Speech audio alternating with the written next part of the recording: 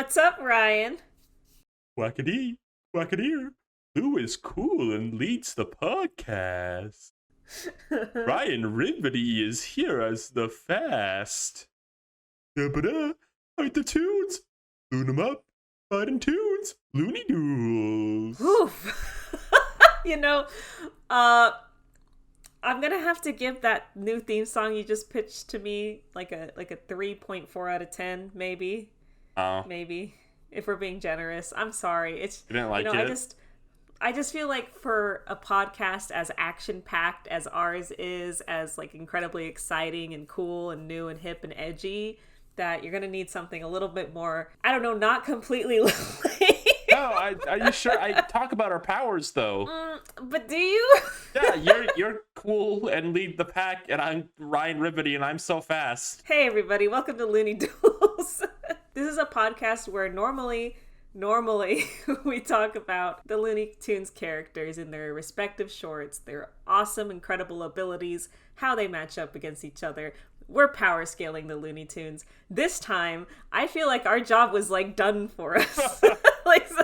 like somebody came in and said, you know what? We'll take it this time. That's right, everybody. We are going to be talking about the hit 2-season cartoon Loonatics Unleashed, which came out in 2005. I knew it was somewhere around the 2004 to 2006 range, but I wasn't sure. Can I give a bit of a backstory real quick before we start this? Sure, it's your podcast too. Do whatever the hell you want. we got into the call, record Looney Duels, and Lou was like, you know what, Ryan? I'm gonna let you pick some episodes today. So usually you pick the episodes, and I was like, oh, okay. Yeah, usually I do. And then I picked 4 episodes, and then Lou was like, actually, I want to watch Loonatics. Can we watch Loonatics? And then we watched Loonatics. We watched the first episode of Loonatics Unleashed, the season 1 episode, season 1, and then we watched The Hunter, which is a season 2 episode 7 venture. Very different episodes in their own right.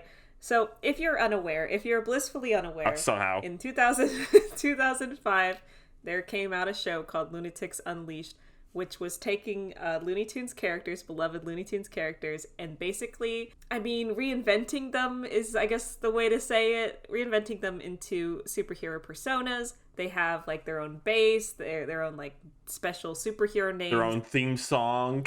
Their own really cool theme song. And it was not well received for a lot of reasons. I just don't know how.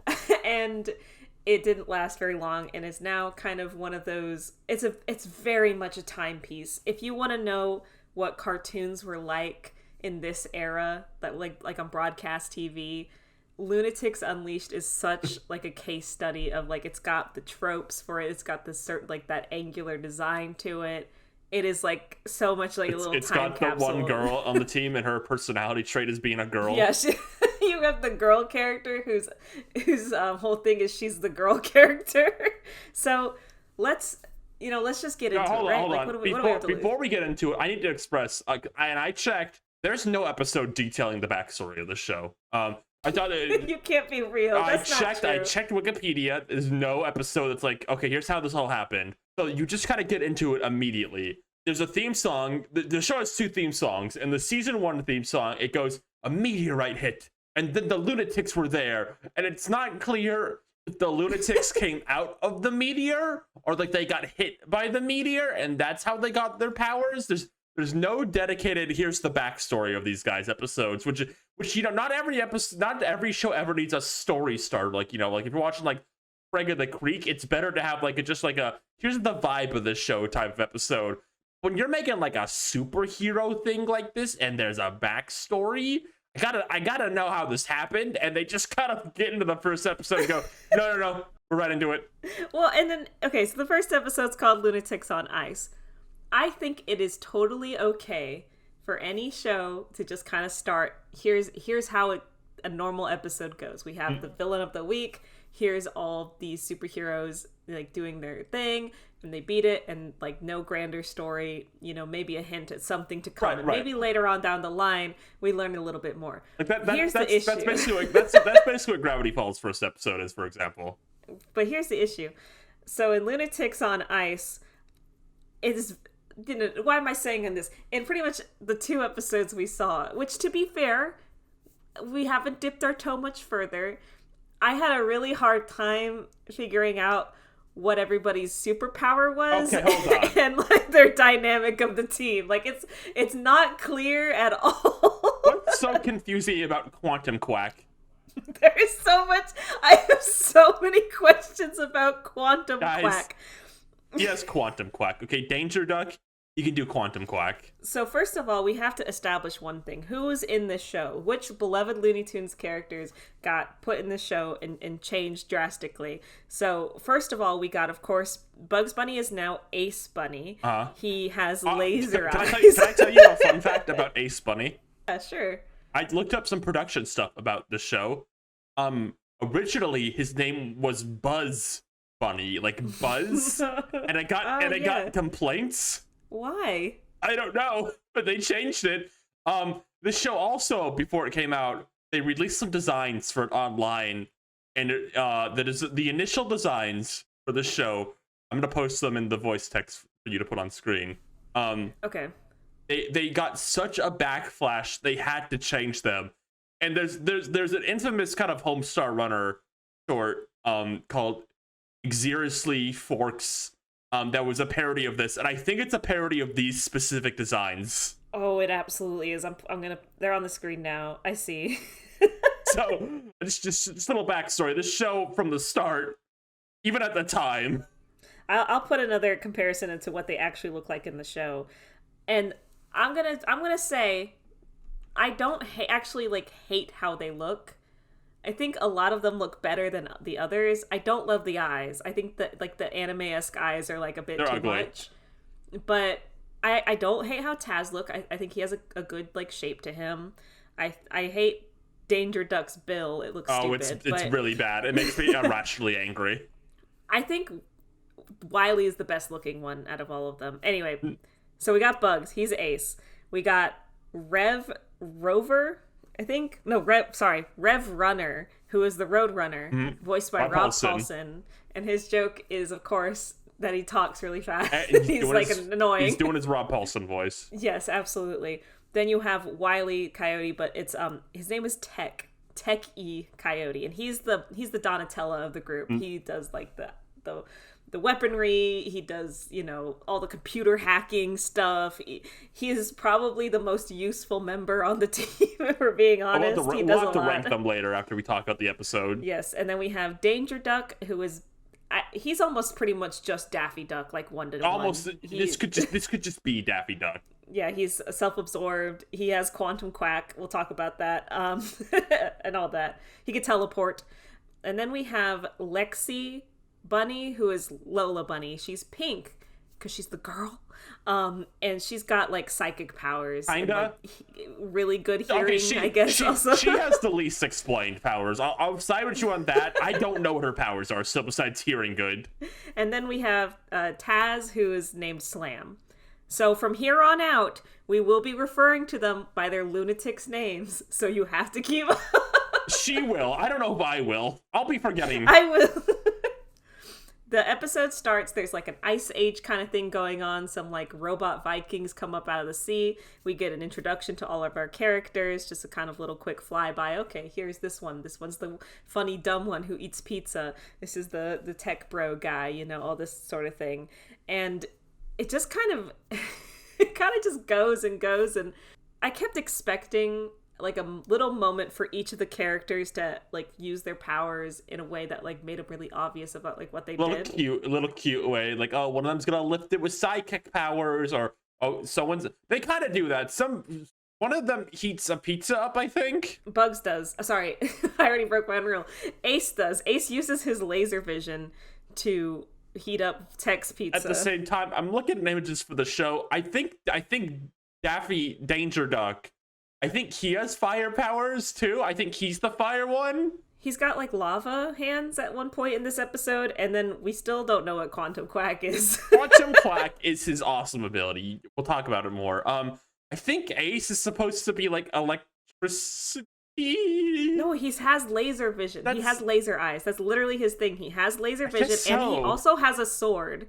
So write that down. He's the Leonardo. I feel like having more than one heat-themed ability is a mistake. Well, take that up with the Lunatics Unleashed board of directors. Oh wait, they don't exist anymore. Bugs is the leader of the group, so he's the one calling the shots, and he's often seen talking to Tech, at least in the episodes we saw. Tech is the Wile E. Coyote guy. His power is magnetism. Yeah. And being really smart, I guess, also. And molecular regeneration or something like that. Like, he gets melted at one point, and he just, like, is fine.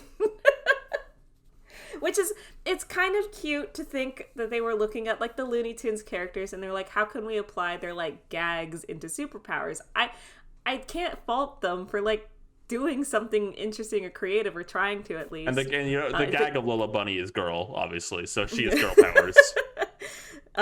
Just they're one-to-one not working a lot. Like, Rev Runner is just Roadrunner, so he can run really fast, which is fine. Yeah, I mean, got no problems with that. That just makes sense. That's fine. That makes sense. Tech, he builds a lot of contraptions in his shorts, so that's fine. The Magnus thing, the being able to take a hit, that's fine too. Taz, he's strong. Slam. He spins around. He does like a tornado.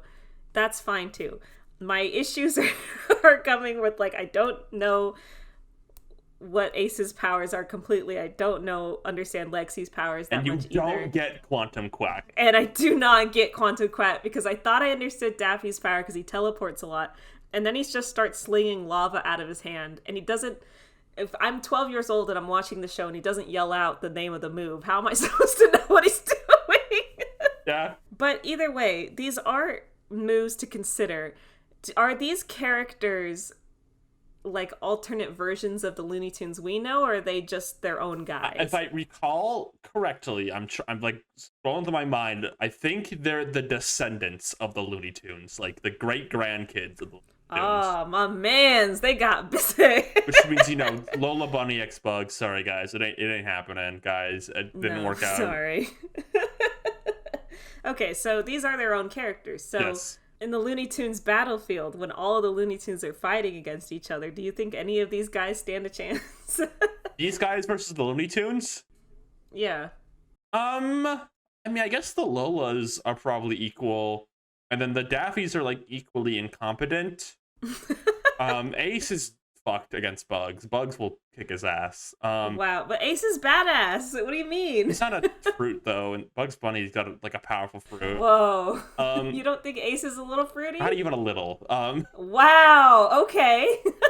Techie Coyote could probably beat Wily, actually, though. I think he No, genuinely, yeah. Probably pretty easily. Don't know about the Roadrunners, and I don't really care. But I think maybe the Tasmanian Devils are equally matched. Yeah, I mean, Slam's pretty big. Slam is pretty big.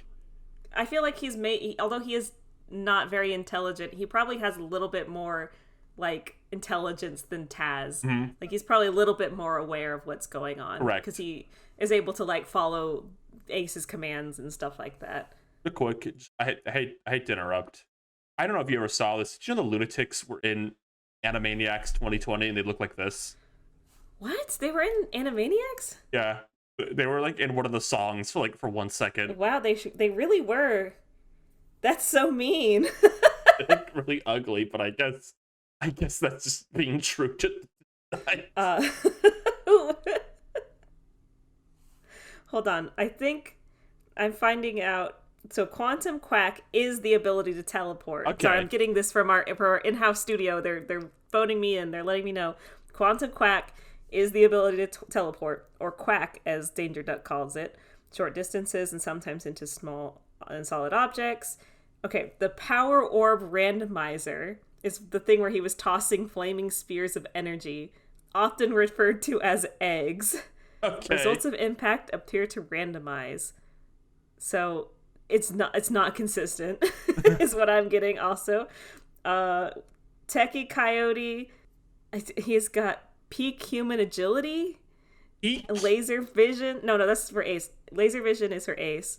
Wait, who's got peak human agility? So Ace has that, sorry. Wait, Ace, he has agility? yeah, he has agility. Isn't being fast the stupid bird's ability? That's agility. It could just be that he's just good on his feet. You know, he can dodge things. He can do flips. Okay. That's how we saw him doing that with the sword. I mean, that's fine. Probably got that. Okay, he's got infrared laser vision as well, and he has martial arts. I guess he's a highly skilled fighter. Okay.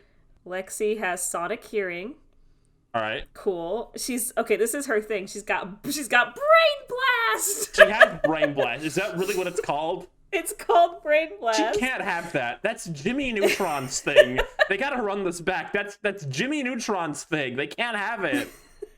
The ability to shoot concentrated psionic energy in psi balls from the top of her head. Okay, so she has psi balls. Got it. So I guess she's like the psychic of the team. Also, well, yeah, she's the girl. Of course she has the psychic powers. Okay. Every girl superhero ever in a team has psychic powers. They can never have, like, super strength or, like, fire or something. It's always going to be, let me use my invisibility power or my psychokinetic power. The Jimmy Neutron episode, the N-Men, they become the N-Men. Cindy becomes Supergirl. She's strong and can fly. So, another point for Jimmy Neutron. You know what? Maybe we should be doing a Jimmy Neutron podcast instead. Maybe, just worth considering. This is a new ability I did not witness in either of the episodes we saw. Chlorokinesis that Lexi has. It's the ability to mentally control the growth of plants. Okay, so cool. She can control plant growth. Is it like a poison ivy thing where she can make them really, really big, or is it just like I can grow a flower? No, I have to assume it's like a cool like vine situation. It better be, or that suck ass. But the plant has to already be there. I don't think she can manifest the plant. Okay. Tech has electric conductivity, so that's cool. Magnetic force fields, molecular regeneration, superhuman intelligence. Okay, so here's the difference. Ace has peak human agility. Okay. But Rev has peak inhuman agility. Okay, grow up. Shut up. That's stupid. I don't. So this episode was maybe not a great start for us jumping into this show. Maybe if we watched more, we would probably, more in the season, maybe just kept going with it. Maybe we'd start to pick up on the powers a little bit better and the dynamics. Like I was saying earlier, Wily, Techie, Coyote, he's doing like 90% of the work in this team in this first episode. Maybe that's why none of the other people do anything. I feel like Rev has such a useful ability of going really fast, but he just is, maybe he's not smart and he just doesn't like use it on his own. Yeah, maybe he's just fucking stupid. But like Ace is constantly like, Tech, come on, give me the new weaponry, and then Tech comes out with some like goo goo gaga shit with these like giant jetpacks and like laser blast cannons, and Ace is like, Tech, where'd I be without you? And then they kiss passionate. Yeah, okay. Ignoring that last couple, this whole episode was just something happens. Ace goes, what was that? And then he goes, oh, Ace, that was the hyperdensal eliminator. And then Ace goes, what would I be without you? And they do something else, and then happens again, like, heck, give me an update. What was that? oh, Ace, that was the high flying wingadinger. Tech, what would I be without you? Do you think that things would be different if we watched an episode that was like maybe more about like Tech and Rev's dynamic? Because I bet you there is an episode like that, given their history. There probably is, but I mean, like, from what we watched of this of the two episodes we watched, I feel like, you'd think the Yowie would be Roadrunner and Coyote, but like, I disagree. I think Tech and Ace are the Yowie of this show. While we were watching this show, my girlfriend said something along the lines of Ace and Danger Duck definitely used to date, and then they had like a messy breakup, and now Ace and Tech are dating, and like their work dynamic is like really good. They have a really healthy relationship, so they're able to kind of like separate that, and it just like boils Danger Duck that they're able to like date in front of his face, and it just like makes him mad. So that's why he's always throwing himself in the way of everything, because he's like trying to show off for Ace, you know, like I could still do it, I could still be, you know, the one for you. But it's just sad, you know, it's just very sad. I want to talk about something. This is an important stat for the Lunatics, I think. Okay. There's a recurring gag this episode that Danger Duck can't figure out his name, and he's just like trying to figure it out, and like everyone is like annoyed at him, and then like the big lady they work for is like really mean to him about it at the end, and like it's kind of transgender of Danger Duck to like want a new name and like can't figure it out. So the question I'd ask is, do you think the Lunatics are transphobic? That is a question to ask for sure. No, I think that they're just like annoyed with Danger Duck's like inconsistency and his unwillingness to, you know, stay focused, I guess, on a task at hand. Okay. Because they're trying to be supportive, but there's only so much you can take, and like another one's definitely got to be transgender in that group, right? Which one do you think is transgender? I think Slam is pretty trans. He's a trans guy. Okay. Do what? Are you gonna reject my headcanon? No, I respect it. That's probably like the best one you could have said. Thank you. I thought so too. What happens in this episode? I'm actually sorry to interrupt. I'm just thinking about it now. What happens? I don't know. I mean, there's an ice guy. They kill the ice guy. They get the helmet off.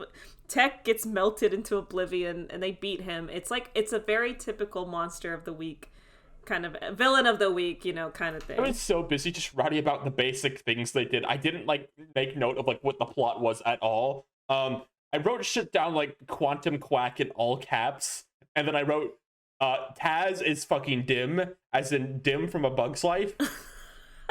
You gotta let that movie go. These two notes are back to back. I wrote down Quantum Quack is whatever they feel like, and then and then immediately after that I wrote Quantum Quack is fire goo. No, that's what was that again? Egg. That is going to be Power Orb Randomizer is what you're thinking of. Power Orb Randomizer. I'm getting some info from our studio again that Tech and Rev, according to the fan wiki, are like partners. I guess they do like nerdy stuff together. I'm not sure. That's what? Cool. Maybe further research is required. There's other Looney Tunes characters in this show though. We didn't get to see all of them, but I think it's time to move on to the second episode we watched, because we'll have something to say here. This is called The Hunter. It's season 2, episode 7. You're probably gonna ask, why the hell did you skip so far ahead into the show? No wonder you stupid fucks are confused. You didn't even watch the damn thing. I hear you. But let me tell you, Electro Fudd is in the show, and I was not going to miss that for the world. There's no way we were going to miss Electro Fudd. Like, make no mistake. Can we talk about the theme song that they debuted in season 2 real quick? Maybe the worst theme song ever. They changed the theme song for season 2, and as it played, I almost couldn't believe my ears, because a bad theme song can be funny. A bad theme song can be very quotable. The pack is back like that. The pack is back. When you think about the Pac-Man and the new Pac-Man Ghostly Adventures or whatever, that theme song is very bad. However, it's also very fun to like sing and make fun of. This theme song, bless its heart, is not good, not memorable. I couldn't even find the tune in it, and I was like, my mouth was open. I was just staring at the screen. I couldn't believe it, because there's actually some bits in the show that have really good animation, like fighting animation. It's like fine. It's good for like TV animation. And there's like some impressive like visual stuff going on. Like, oh man, there's a guy riding a motorcycle and they're in a jetpack and then they're fighting with swords, and it's like, whoa, this show is cool. And then the theme song is like, Ace is the best, and he's gonna do that, and then there's the duck, you gotta get the vibe right. It's like, Ace is cool, and that's right. And then there's like cartoon sound effects like happening in the background, like Ace is cool and leads the pack. Laser sword strikes them back.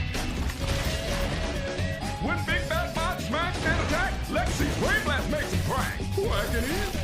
it out. That will make it better shout.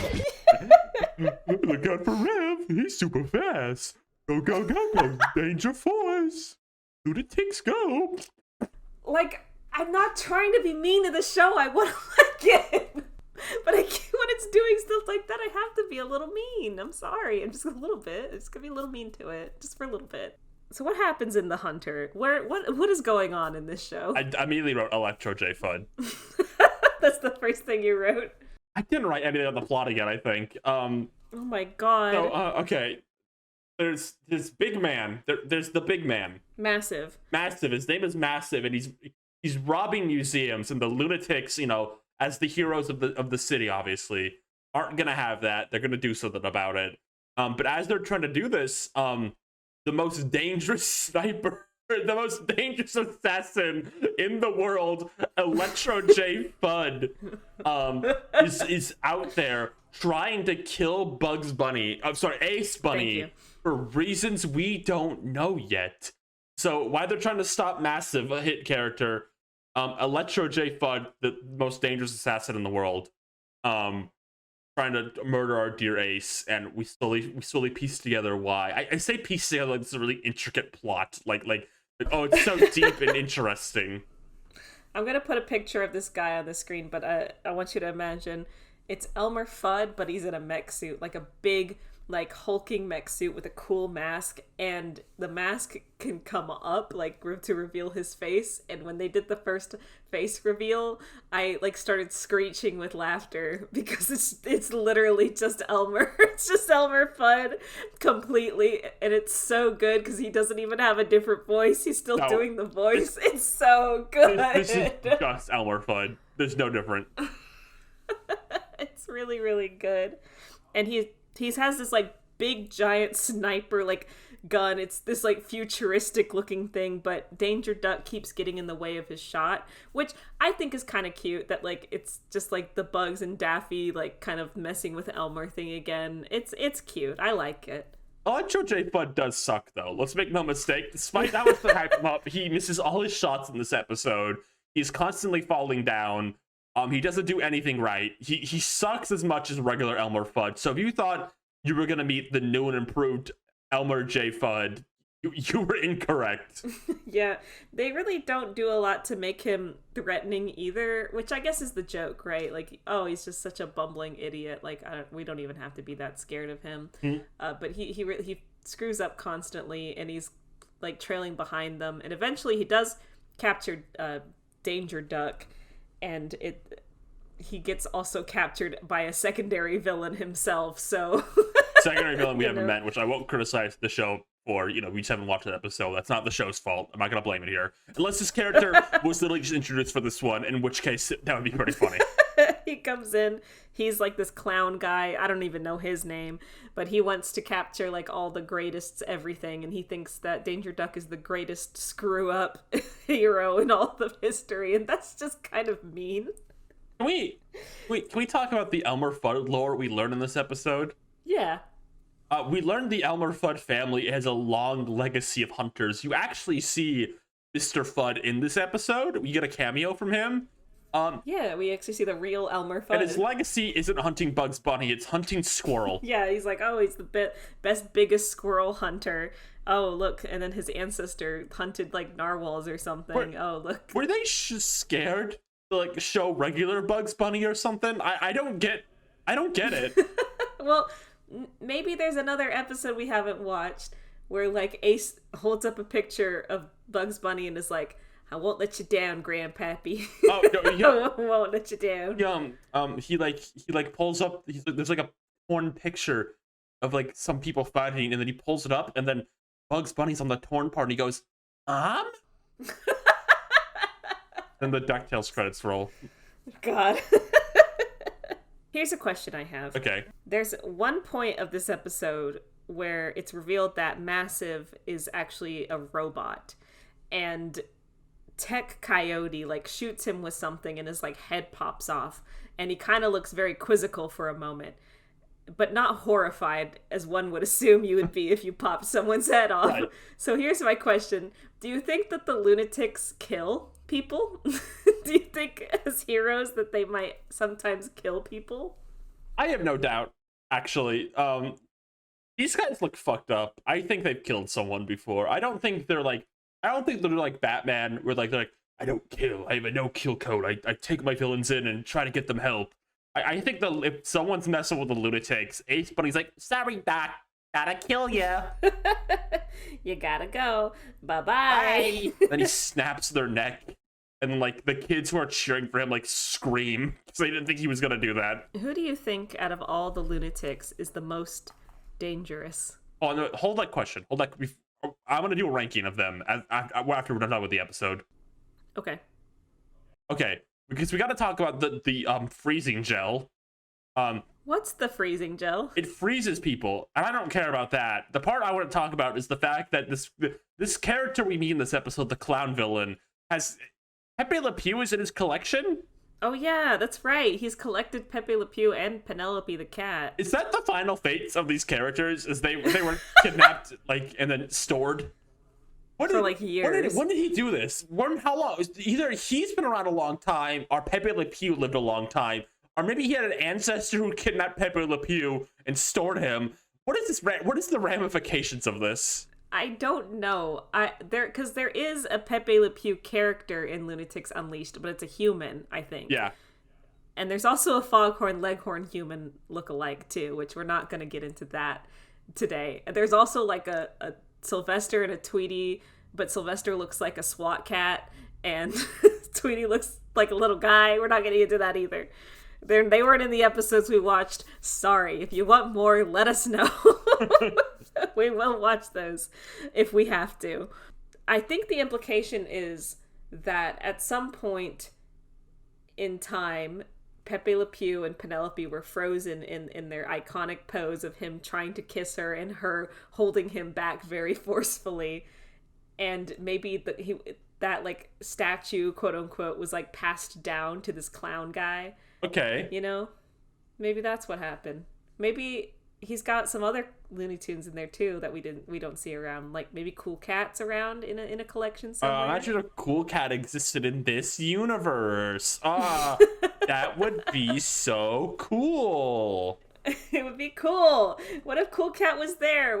Is Cool Cat in Lunatics Unleashed? Hold on, we gotta find out. He's not. If he's in this, I will get up out of my chair and punch a hole in my wall. Why do you hate him so much? I just will be mad if he's there. Okay, I'm looking up Cool Cat Lunatics. He's not, but Googling that did lead me to find a lot of Lunatics Unleashed like OC art, and it's honestly fantastic. There's so much of it. There's so much of it. People really like this show. Yes, this show did have a fandom. I do need somebody to make Cool Cat in Lunatics Unleashed, though. I need that to be a thing that somebody makes for me. Thank you. I need someone to design Cool Cat as if he was going to be in this show. I need that. No, I don't give a shit about how this episode ends. Who cares? Ace comes in and saves the Whoa. day. Let's rank them now. Okay, so which one do you think is the most dangerous lunatic? Okay, do we want to start at the bottom or start at the top? I want you to start at the bottom. Let's go to the bottom. Okay. Now, you might think it's the girl character, because she doesn't do, because her power is girl, but I'm going to make a point here.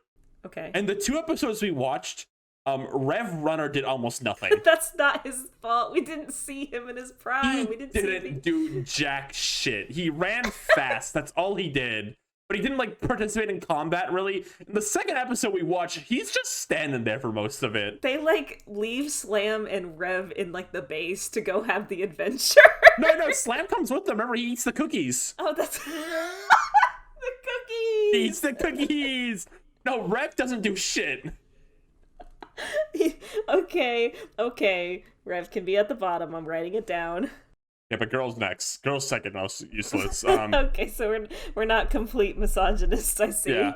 I mean, to be fair, that's on the writers for giving up and writing one girl character and making her stupid power just be hearing good and sidekick, but like not very exciting. Like she's not bursting brains or anything. She's not super cool sidekick. She's like very boring sidekick. Whatever, she hears good.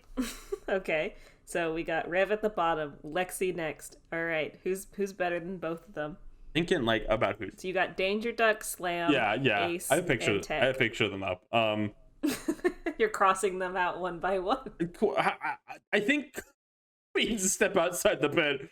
Quantum Quack is so. I just don't know what it is, and it makes him hard to rank. I'm gonna put It's teleportation. Quantum Quack is teleportation. I'm gonna put him in the middle, right in the middle. Okay. Quantum Quack goes right in the middle. I think he's perfectly okay. Quantum Quack is his teleporting ability. Power Orb Randomizer. Power Orb Randomizer. Yeah, sorry, I forgot. Power Orb Randomizer. That's the thing where he shoots eggs out of his hands or something, and sometimes they're red, and sometimes they're blue, because they're water, and then sometimes it's lava. Are you crying right now or something? Or like, this is really like an emotional moment for you. Are you okay? I just don't think you appreciate Quantum Quack. I don't think I appreciate anything of this cartoon. Oh my god. Okay. The 3 left. I'm gonna put Ace next. I think he is. Whoa, what? I have my reasons. I think Ace does a lot of the basic combat. But like that's He has a sword. What do you mean? yeah, he uses a sword in combat, and that's great and all. But like when you're, I don't know. I feel like he's like the Mario of the group. He's just fine. You're gonna put him below Slam? Yeah, I have my reasons. Slam has an IQ of like 2. What are you talking about? Again, I'll talk more about Slam when we get to Slam. God. Slam better not be number 1. He's not. Okay. So so Ace and then Slam is next. Slam just destroys things. Like I know he's like stupid, but he's not like drooling stupid. He's just a bit silly, okay? He's just a bit like but he's like competent. Like he isn't pooping himself. Like he's not a stupid Zamam tier character. He's just a bit goofy, but like he's so strong. He can like destroy things easily. You remember that big ice cube he destroys by himself? Like the big city encompassing ice cube he destroys single-handedly. He is a powerful force to be reckoned with. No, but I'm thinking about how many times in these 2 episodes we watched like Ace pretty much single-handedly fight the bad guy and that's just because he's the main character, so he gets attention. Hypothetically, I think Slam could win easily. So you think if Ace and Slam fought each other, that Slam would win? Yeah. And then because of that brute strength. Yeah. And he's fast. He's not slow. He's not like a big hulking guy. He can go fast. That might be true. So I see we have one person left. So Tech is at the top. Explain. Because he does 90% of the shit in these episodes we watched. But do you really think that he could take on Slam? I mean, if he got punched really hard, he would reform. I don't know. That's true. He has molecular regeneration or whatever. Yeah. And he could just make a big machine that could kill Slam. Well, I like how this list only became if they're gonna kill each other. I didn't mean it started off just like who's the most useful, and then it became okay. If Slam needed to, he could kill everyone else. Well, Tech is, I guess, the one who could do the most damage. Mm-hmm. He has the technical know-how and the drive to do it and the intelligence, and he's pretty much indestructible. Yeah. So I guess you might have a point. People are going to be bad you put Ace so low, though. Oh, man, no, all 4 of Loonatics Unleashed fans, if they find this video, I'm sorry. I just want to mention something real quick, because my girlfriend is sending me messages begging me to talk about Foghorn Leghorn in this show, even though we did not watch his episode. So I am going to be reading you an excerpt from the fan wiki. I hope you enjoy. Mr. Leghorn is a man who is based on Foghorn Leghorn. He is a big name in the world of professional sports, including basher ball. Leghorn is the one who fires the starting ball to begin the game. He is a proud sponsor of the snack known as Chili Gurt, which he gave a lifetime supply to the Loonatics as thanks for stopping Massive. Oh, this must be the episode where Massive came from. Anyway, but Slam was the only one who took it. Leghorn simply poured it all in the Tasmanian Devil's mouth. Okay. Pretty cool. Wasn't that? Maybe we should watch that one. Anyway. Maybe that will Steven Universe change my mind on this show. Do we have any comments from the last video? Yeah, let me get that open. I was so focused on talking about Lunatics Unleashed, I forgot like anything else about the show. This episode's already 45 minutes. This is our longest episode ever. Okay, here we go. From Alpha Null 8463. I think y'all are lowballing Daffy. I think he has the mind and power so to turn the tables on Bugs Bunny in the Fortnite battle if it comes down to it. Okay, how so? Is there more to the comment? No, I just want to know your opinion. I think that we underestimate a lot of characters. I think we get so blinded by how powerful and strong Bugs Bunny is that we just don't, use our giant brain to think about, like, further for the other characters. Like, really understand them as people, as individuals who can, they can change, they can rise to the challenge. In a high stress environment where, people are dying left and right, who knows what will happen to some of these characters. Maybe some of them will just come out of their shell, they'll bring forth some new form or ability that we just never would have seen coming. So absolutely we could be lowballing Daffy Duck. We could be assuming a lot about him.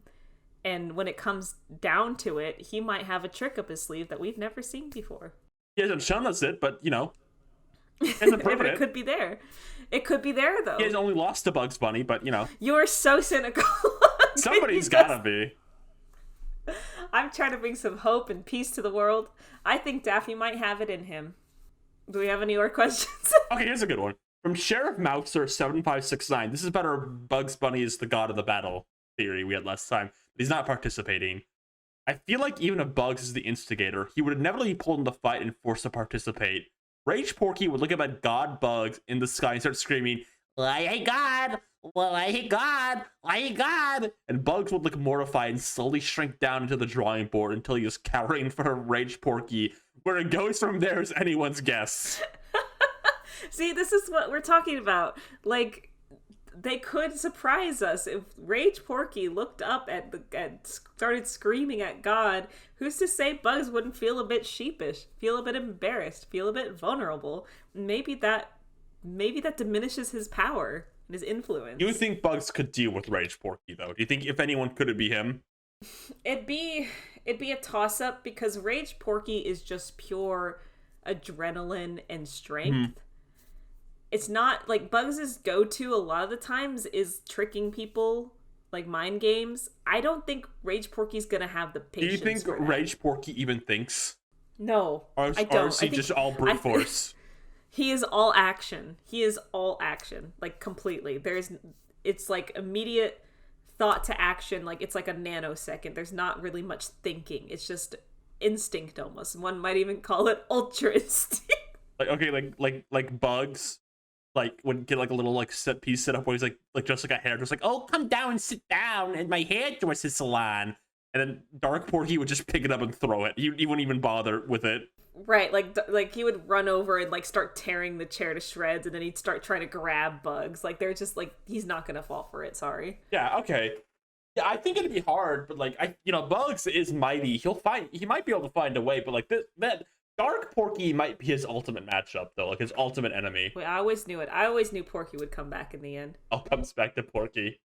Well, everybody, we've been going on a while now. Let us know in the comments if you hated this episode. Yeah, let us know if let us know if you want us to do more fucking Loonatics. We could talk more about Quantum Quack. I really like saying that word. Yeah, Quantum Quack. Quantum Quack and the implications it has. Like, who knows? Maybe Daffy has quantum. Maybe all these powers belong to the Looney Tunes originally, and like the meteor just transferred them. Like maybe Daffy, and we just don't know yet. He has Quantum Quack as we speak. It's just under the surface. He could teleport and use a lava orb. Well, now that I'm thinking about it, so if the Loonatics Unleashed team was on the battlefield, are they enough of like a family or like a team to not turn on each other? Or would their victory count as like if they all survive? Would that be a victory, or do they have to? I think they're a family. Yeah, like we're not a team, we're a family. And then he reaches out to Pike and then makes out with him. Well, thank you everybody for coming by. That's all, folks. Bye. Bye.